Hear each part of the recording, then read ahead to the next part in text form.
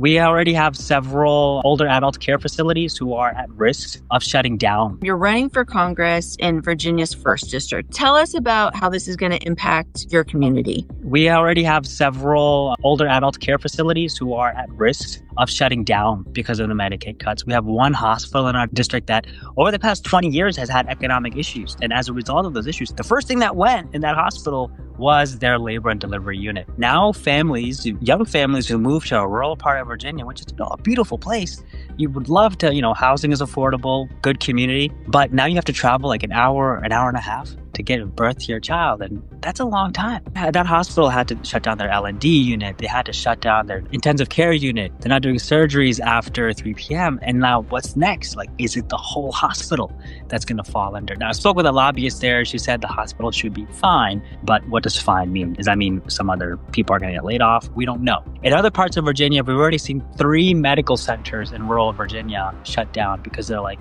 we're losing our Medicaid funding. We can't go on. So that's important to note as well. In case people aren't aware, the Medicaid cut from the big, beautiful bill, nearly $1 trillion, largest in program history, doesn't just impact people who receive Medicaid. Medicaid is helping the entire country.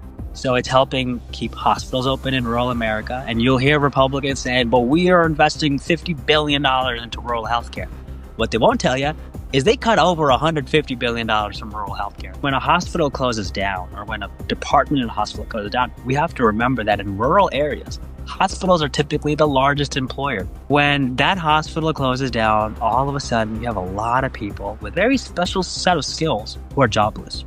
And they're going to be unemployed for over 3 months for sure. And I say the 3-month number because there's something twisted going on here.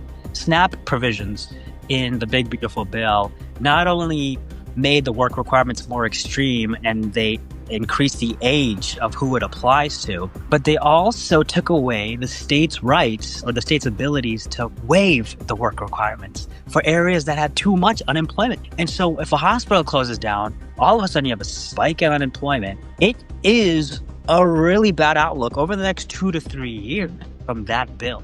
And that was something that I was just like losing my mind over. I'm like, oh my God, people don't know how bad it's going to be because of the impact Medicaid has on everybody.